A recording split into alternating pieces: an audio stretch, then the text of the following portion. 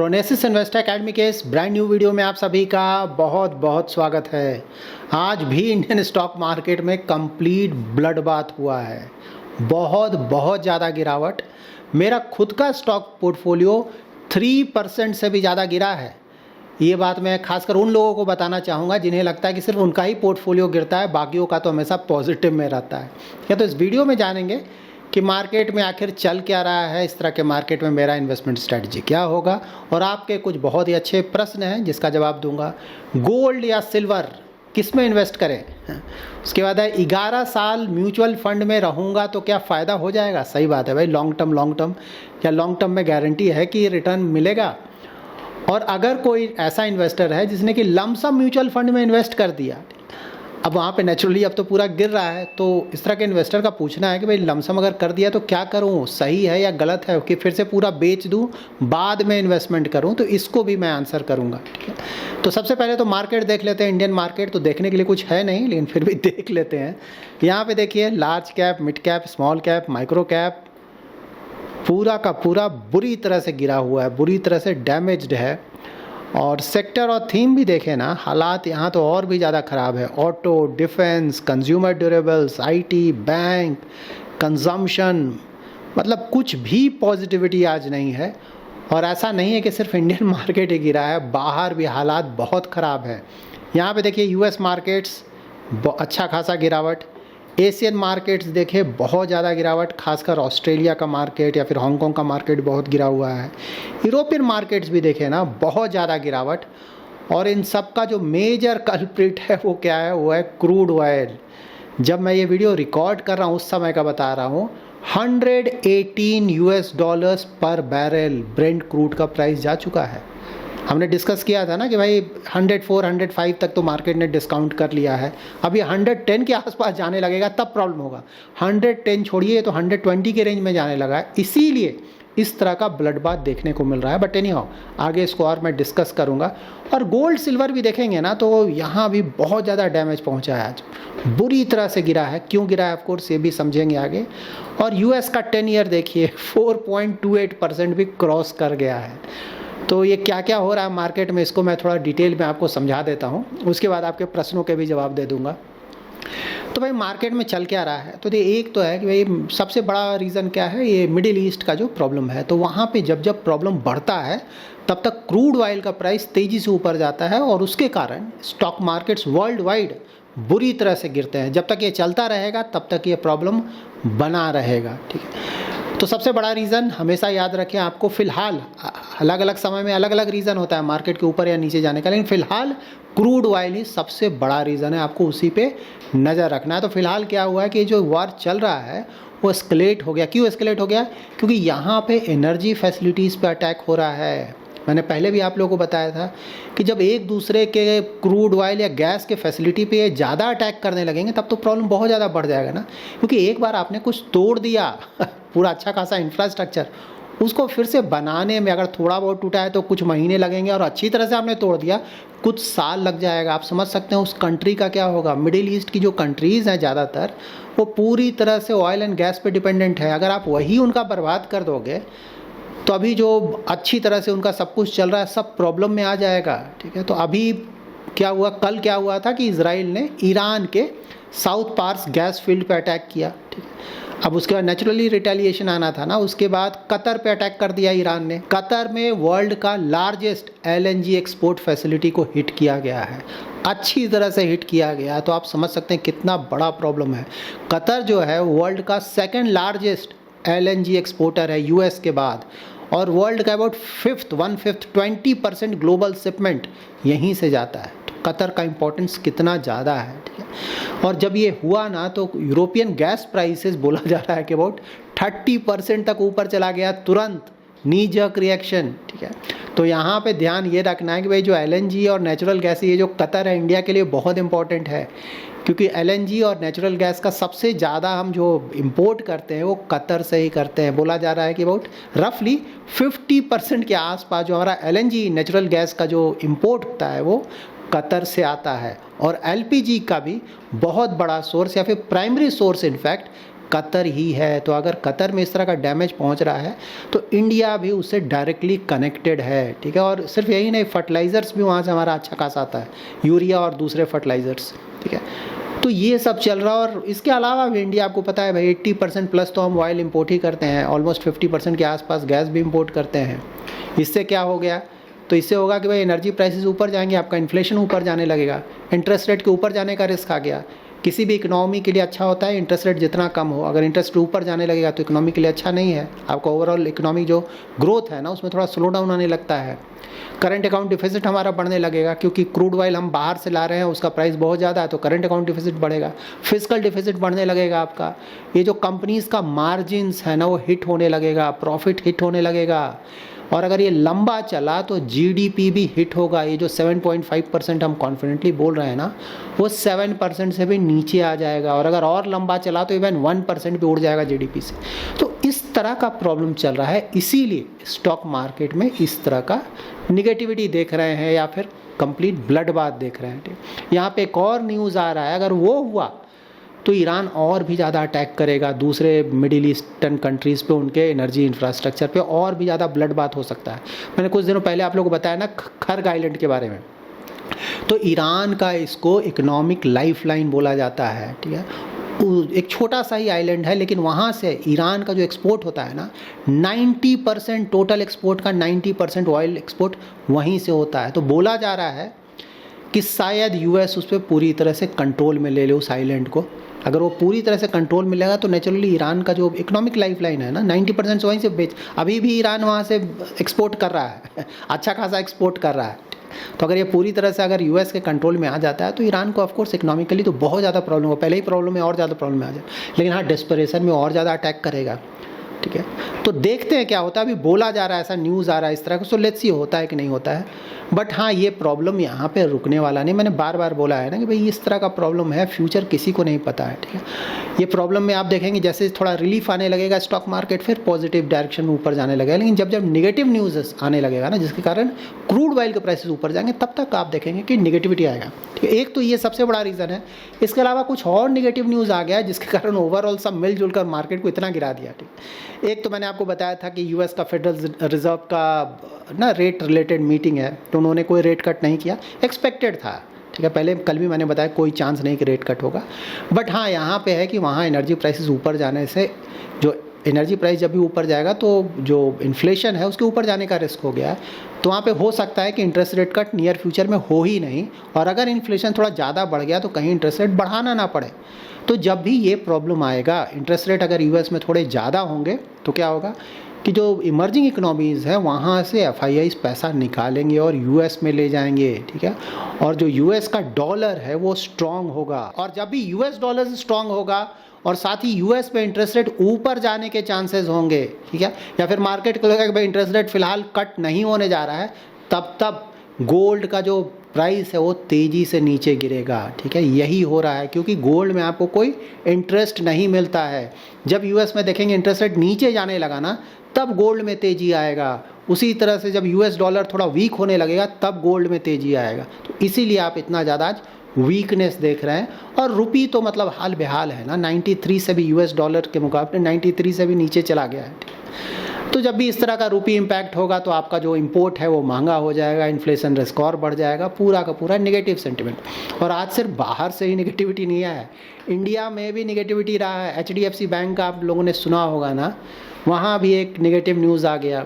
उनके जो चेयरमैन है ना, उन्होंने कंसर्न गवर्नेंस रिलेटेड कंसर्न दिया है और उन्होंने रिज़ाइन कर दिया, इसलिए एचडीएफसी बैंक का शेयर्स बहुत 5% के आसपास गिरा हुआ था, ठीक है। तो वहाँ के जो पार्ट टाइम चेयरमैन और इंडिपेंडेंट डायरेक्टर है ना, अतानु चक्रवर्ती, उन्होंने रिज़ाइन कर दिया। बोला भाई गवर्नेंस और इथिकल कंसर्न है, इसलिए मैं यहाँ कंटिन्यू नहीं रखना चाहूँगा। एचडीएफसी बैंक हैवी वेट है, वहाँ अगर बहुत ज़्यादा गिरावट आएगा तो उसके कारण सेंसेक्स, निफ्टी सभी कुछ डैमेज होगा, और ऑफकोर्स उसका इफेक्ट, नेगेटिव इफेक्ट दूसरे स्टॉक्स पे ही पड़ता है।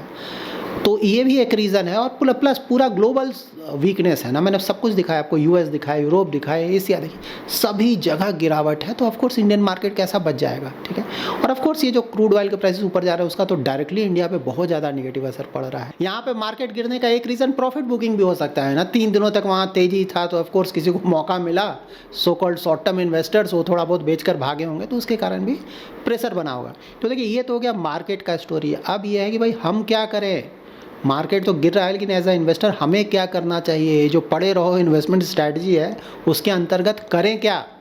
तो सबसे पहले तो भाई स्टे काम ठीक है, यहाँ पे कुछ ना करें तो अच्छा है, ठीक है। ये हमेशा ध्यान में रखें कि ये मैक्रो इवेंट है, बाहर से आ रहा है, इंडिया में ये सब नहीं हुआ है, बाहर से आ रहा है, उसके कारण फ़र्क पड़ रहा है, ठीक है।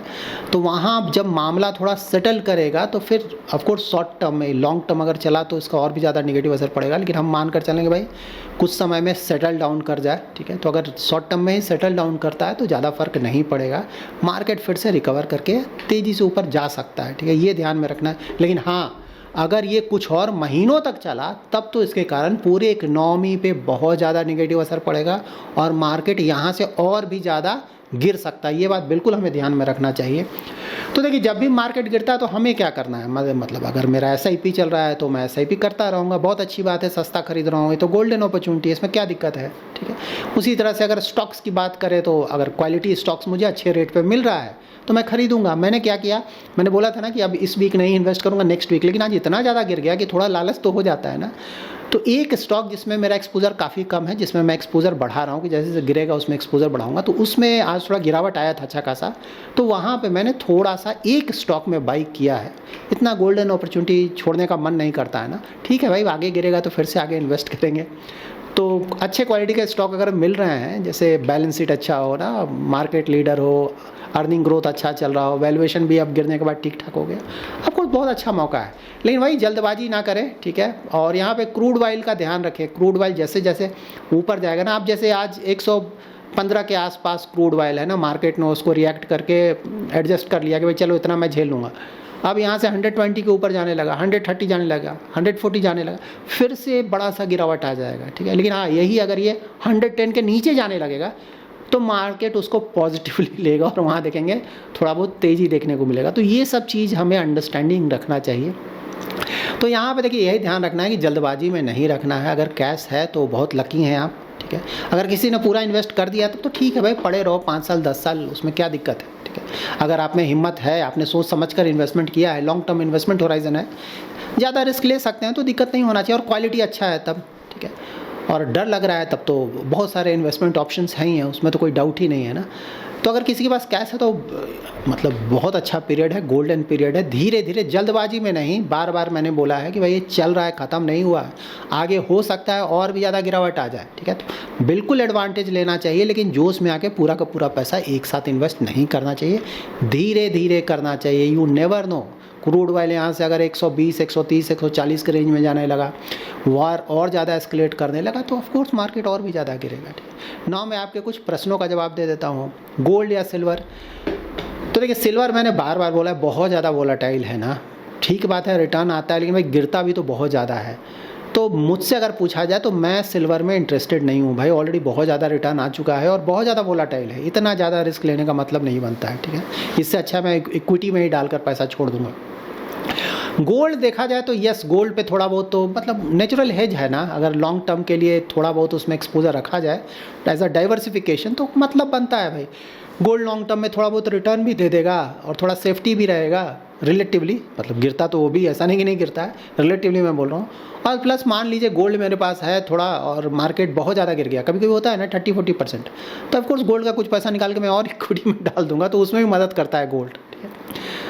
तो गोल्ड में अगर थोड़ा बहुत मेरा तो इन्वेस्टमेंट है फिलहाल थोड़ा बहुत, अभी मैंने बेचा नहीं इक्विटी में लगाने के लिए, ठीक है। तो मेरा है डाइवर्सिफिकेशन के लिए गोल्ड में थोड़ा, सिल्वर में मेरा नहीं है फिलहाल के लिए, बता रहा हूँ, आगे क्या होगा देखना पड़ेगा, लेकिन फिलहाल यही स्टेटस है मेरा। तो सिल्वर में तो मैं ना डालूँ, लेकिन हाँ गोल्ड में थोड़ा बहुत जब जब गिरता है, ठीक है, क्योंकि यहाँ से तो गिरावट बनता है ना, बहुत ज़्यादा रिटर्न आया है, तो थोड़ा बहुत जब यहाँ से गिरावट आएगा तो थोड़ा बहुत अगर लॉन्ग टर्म के लिए, अगेन शॉर्ट टर्म में वो नेवर नो, ज़्यादा रिस्क है कि गिर ही जाए, लेकिन लॉन्ग टर्म में तो थोड़ा बहुत परफॉर्मेंस ठीक होना चाहिए और डाइवर्सिफिकेशन के लिए मतलब बनता है।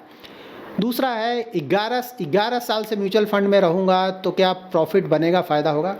देखिए, अगर आप बोलेंगे ना भाई लिख के दो पेपर पे 11 साल मैं रहूँगा तो मुझे फ़ायदा होगा, कोई लिख कर नहीं देगा। इक्विटी है, आप 10 साल रहे, 50 साल रहे, 100 साल रहे, आप बोलेंगे पेपर पे लिख के दो, कोई लिख कर नहीं देगा, क्योंकि इक्विटी में किसी तरह का कोई गारंटी नहीं होता है। सबसे पहली बात तो ये दिमाग में बिल्कुल रख लें, ठीक है। उसके बाद कि भाई क्यों इन्वेस्ट करें, कोई गारंटी नहीं है तो मत करें, ये भी बात हमें ध्यान में रखना है। कोई ज़बरदस्ती फोर्स तो हमें नहीं कर रहा है भाई तुम्हें करना ही है, अगर नहीं करना है तो ना करें, ठीक है, ये हो गया। उसके बाद है कि भाई मैं क्यों कर रहा हूँ ठीक है, तो मैं इसलिए कर रहा हूँ कि भाई अभी तक जो भी मुझे जानकारी मिली इक्विटी मार्केट में, तो यही देखा गया है कि भाई ये जो लॉन्ग टर्म है या मीडियम टर्म है उसमें आपके इकोनॉमी के परफॉर्मेंस पे और कंपनीज़ के परफॉर्मेंस पे डिपेंड करता है। शॉर्ट टर्म में इवेंट बेस्ड है, कहीं से कुछ आ गया, कुछ बोल दिया, अप डाउन होगा, उसमें कोई लॉजिक नहीं है। शॉर्ट टर्म में प्योर लक है, लेकिन मीडियम टू लॉन्ग टर्म में मैटर करता है कि भाई आपका कंट्री कैसा कर रहा है और कंपनी जिसमें इन्वेस्टमेंट है उसका परफॉर्मेंस कैसा। अगर वो अच्छा है तो थोड़ा बहुत अप डाउन होगा, लेकिन फाइनली मार्केट उसको रिवार्ड करेगा, ठीक है। तो यही चीज़ मैंने अभी तक सीखा है स्टॉक मार्केट, और उसी सीख के अनुसार मैं मीडियम टू लॉन्ग टर्म के लिए जो भी थोड़ा बहुत पैसा मेरे पास है वो मैं इन्वेस्ट करता हूँ। और देखिए, म्यूचुअल फंड में ज़्यादा रिस्क नहीं होता है। अगर डायरेक्टली स्टॉक्स में जा रहे हैं, बार बार बताओ, उसमें बहुत ज़्यादा रिस्क होता है। अगर म्यूचुअल फंड में जा रहे हैं, डाइवर्सिफाइड सेक्टर और थीमेटिक फंड की मैं बात ही नहीं बोलता हूँ, फैक्टर फंड नो, ये आप समझिए, ठीक है, आपका हार्ड अर्न मनी है, आपको जो करना करें। मैं सिर्फ डाइवर्सिफाइड फंड्स की बात करता हूँ, ठीक है। डाइवर्सिफाइड फंड में अगर पैसा है, अगर उसको लॉन्ग टर्म तक रखा जाए, ठीक है, तो पास्ट में जिस तरह का परफॉर्मेंस है उसको देखकर लगता है कि भाई परफॉर्मेंस, और इंडिया का जैसा हालात है, ठीक है, लगता है कि परफॉर्मेंस ठीक ठाक एवरेज आउट होकर आ जाना चाहिए, ठीक है। सिर्फ यही बोला जा सकता है, इससे ज़्यादा कुछ नहीं बोला जा सकता है। उसके बाद है कि भाई अगर किसी ने म्यूचुअल फंड में लमसम डाल दिया, अब क्या करें। तो देखिए, अगर लमसम डाल दिया, एक तो डालना नहीं चाहिए था। मैं तो डेली बेसिस पे, अगर आप यूट्यूब वीडियो मेरा देखते हैं, मैं बार बार बोलता हूँ भाई आराम से, हड़बड़ाए नहीं। बट एनी, अगर किसी ने डाल दिया, ठीक है, तो अगर वो डाइवर्सिफाइड फंड्स है, देखिए बार बार मैं बोलता हूँ ना, डाइवर्सिफाइड फंड्स, ठीक है। एक तो है कि भाई अगर मार्केट का अच्छा आइडिया नहीं है, फंडामेंटल्स नहीं जाते हैं, तो स्टॉक में इन्वेस्ट ना करें, पहला। सिर्फ इक्विटी म्यूचुअल फंड में जाए। इक्विटी म्यूचुअल फंड में भी अगर आपको ज़्यादा जानकारी नहीं है तो सिर्फ डाइवर्सिफाइड फंड्स में जाए। डाइवर्सिफाइड फंड क्या होता है? Large cap, flexi cap, multi cap, large and mid cap, small cap, बस इतना में ख़त्म हो गया, ठीक है। यहाँ पे sector fund, thematic fund, factor fund, देखिए इन्वेस्ट कहीं भी आप कर सकते हैं, आपका पैसा है, लेकिन तभी इन्वेस्ट करने की कोशिश करें जब जहाँ आप इन्वेस्ट करें उसकी जानकारी है। अगर जानकारी नहीं है फिर भी आपको इन्वेस्ट करना है, तब डाइवर्सिफाइड फंड्स ही अच्छे होते हैं, ठीक है, ये ध्यान में रखें। तो अगर किसी ने कर दिया है और वो लंबे समय तक अगर बना रहेगा ना, 10 साल 15 साल इस तरह का अगर कोई बना रहेगा, तब तो दिक्कत नहीं होना चाहिए, वहाँ उसका एवरेज आउट करके मोस्टली, ठीक है, गारंटी अगेन नहीं है, लेकिन मोस्टली उसका रिटर्न अच्छा आ जाना चाहिए। लेकिन मान लीजिए किसी ने लमसम किया, वो बोलेगा मुझे 1-2 महीने में ही रिटर्न चाहिए, तब तो भाई बहुत रिस्क है ना, पता चला आपका और भी पैसा नीचे चला जाए। तो अगर कोई बहुत शॉर्ट टर्म के लिए जा रहा है, ठीक है, तो वहाँ पे तो बहुत ज़्यादा रिस्क है, आपको कॉल लेना चाहिए कि भाई क्या करना है। लेकिन अगर इसी पैसे को अगर सही म्यूचुअल फंड स्कीम में इन्वेस्ट किया गया, डाइवर्सिफाइड फंड है, और उसको 5-10 साल छोड़ दिया जाता है, तब वहाँ पे मोस्टली परफॉर्मेंस आना चाहिए, ठीक है। So that's it this video. अगर आपको ये वीडियो पसंद आया है तो ज़रूर लाइक एंड शेयर करें। पहली बार हमारे यूट्यूब चैनल पे आ रहे हैं तो चैनल को जरूर सब्सक्राइब करें। Thanks lot for watching.